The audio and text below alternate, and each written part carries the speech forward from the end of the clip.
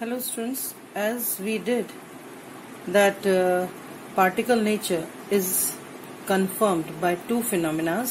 One was photoelectric effect and the second was blackbody radiation. So today I am telling you that how blackbody radiation confirms the particle nature of matter. What is this blackbody radiation? First I am telling you that a body which is perfect absorber or emitter, if it can absorb all frequency radiation and emit all frequency radiation, then it is called black body. And the radiations which are emitted by the body are called black body radiations. Suppose here I am taking an example like an iron rod. If I am considering, if we heat that iron rod, it starts emitting out radiations from it, and that's why it gives certain color. Firstly, which color? Dull red we can observe. On further heating it becomes dark red, then it becomes yellow, white, and then finally it converts into blue. So what is happening? Color is changing. So color change is only or can only be observed when the matter is showing particle nature. Particle is getting more and more heat and changing its color because the frequencies are getting changed. Frequency of red is less, then the frequency of yellow is more, and maximum the frequency of blue. So as the frequency is increasing, the color intensity is also changing. Okay, but if the waves are there, students, the waves do not change the color. So by this we can say that matter or the radiation shows particle nature on the basis of what? Black body radiation. So we have discussed particle nature as well as the wave nature of matter. After this discussion, Einstein gave the idea that matter shows dual nature. Dual nature meaning, students, matter can show particle as well as wave nature. So, and that idea was forwarded by another scientist named de Broglie. So de Broglie gave the concept of dual nature of matter. He gave a relation for proving the dual nature of matter. For deriving the relation, he took two equations. He used two equations given by different scientists. First equation that was given by Planck's, that was E is equal to h nu. Energy is directly proportional to the frequency and h is the Planck's constant. E is equal to h nu. He took this equation for proving the wave nature. According to him, this nu is the frequency of the wave. And the second equation he used was E is equal to mc square. That is the Einstein equation, you are knowing well. And he used that equation for taking particle nature of matter. Like m is the mass of the particle. When he equalizes both these energies, we are getting h nu is equal to mc square. As you know, students, nu is equal to c upon lambda. Wave nature में हमने पढ़ा था, nu is equal to c upon lambda. So keeping this value here, what we are getting? hc upon lambda. So this is hc upon lambda is equal to mc square. C is getting cancelled, and what we are getting, h upon lambda is equal to mc. This c is what? Velocity of radiation, velocity of light. M is the mass of the particle by which that radiation is made up of. H is the Planck's constant. Lambda is the wavelength of the wave. We are clubbing both the nature of the matter together. Okay, so h upon lambda is equal to, we can take c, instead of c we can take v also, mv. And if you remember, students, that product of mass and velocity is momentum. Momentum, P, denoted by P. So h upon lambda can be taken as P also, where lambda is equal to h upon P. Is it clear, students? So lambda can be taken as h upon mv, or lambda can be taken as h upon mc.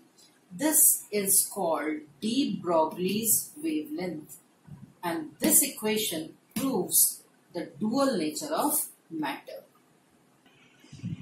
As we were doing initially, the models of atom, we did J.J. Thomson's model, we did Rutherford's model with their drawbacks also. Rutherford's drawback was he was unable to give the stability of atom. How he was unable to give the stability of atom, that also I have explained you, students. The third model after de Broglie's dual nature, I am taking Bohr's atomic model. And later on I will tell you that this de Broglie's nature is a drawback of Bohr's atomic model. So firstly I am telling you Bohr's atomic model, and Bohr gave his model of atom for hydrogen atom.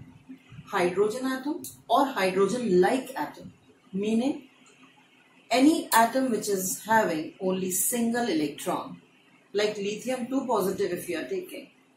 Lithium number is 3.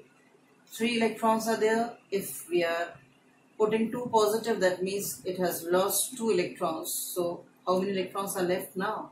1. Same is the case helium, 1 positive. So Bohr gave his atomic model for hydrogen atom or hydrogen-like atom. And you have done this atomic model given by Bohr in 9th class, students. He gave certain postulates. We are doing firstly the familiar postulates, then I will tell you some new also.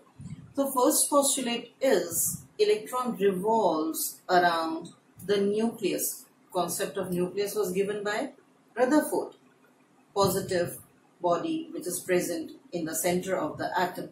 So electron revolves around the nucleus in fixed path, and Bohr called that fixed path as orbits, shells, energy levels, or the stationary states, and he represented that energy levels as K, L, M, N, and so on.